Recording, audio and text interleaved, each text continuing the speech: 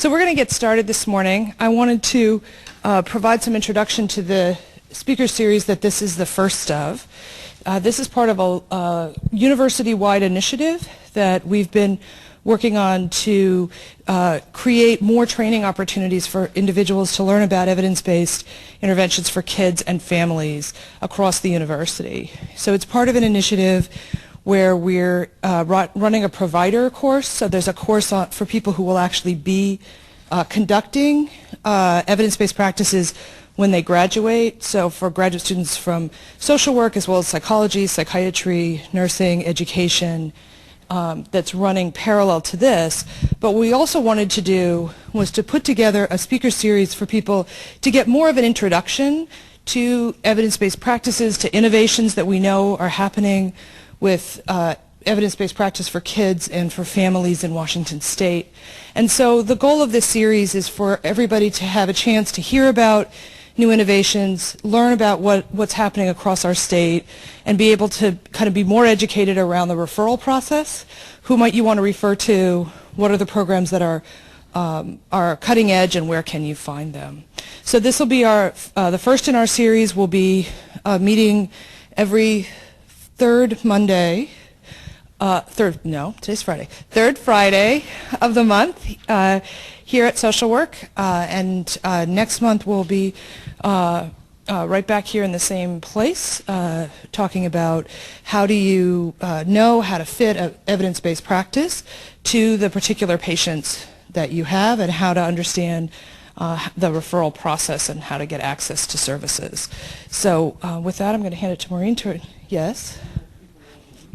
Oh, I'm not. So I'm Kate Comtois. I'm an associate professor in the Department of Psychiatry. I work both at Harborview Medical Center downtown as well as the Public Behavioral Health and Justice Policy Division at Eastlake. And a lot of my interest has been in the dissemination of evidence-based practice into the community in a way that promotes both the community and the evidence-based practice.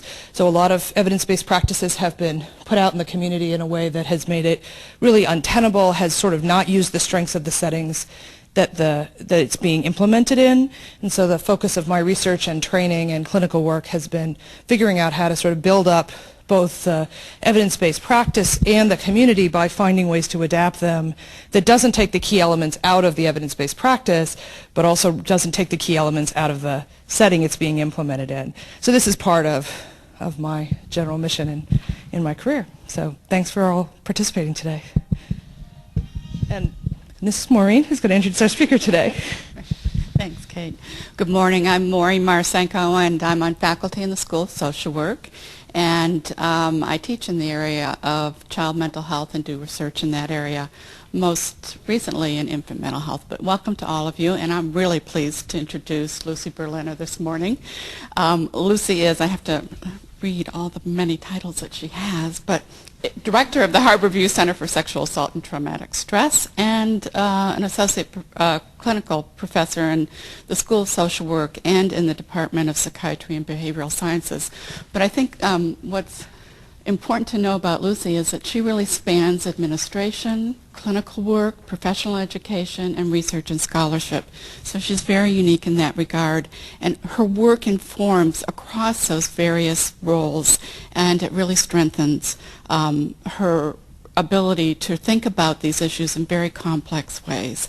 And so I'm very pleased to introduce her, and I don't think there's anyone better to talk about evidence-based practice in the real world and what's new and working. So please welcome Lucy.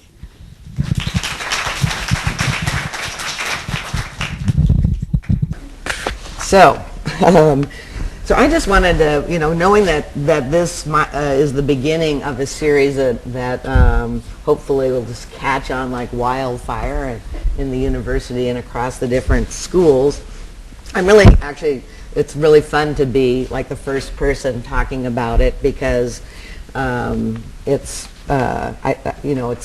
think I see this initiative as the beginning of something that's really going to make a big difference in how our state and hopefully other states are doing their business. So I know everyone here is completely familiar with the rap about evidence-based practice and why we think it's the the way to go, and, the brief recap that, you taken an intervention and you give it to one group and you don't give it to the other, and they're comparable groups, and you have a standardized intervention, so you know at the end what really made a difference, if there is a difference, and you measure things. And everybody gets measured at the beginning and some other time, and we considered evidence when the measurement favors the group with the tested intervention. More people got better.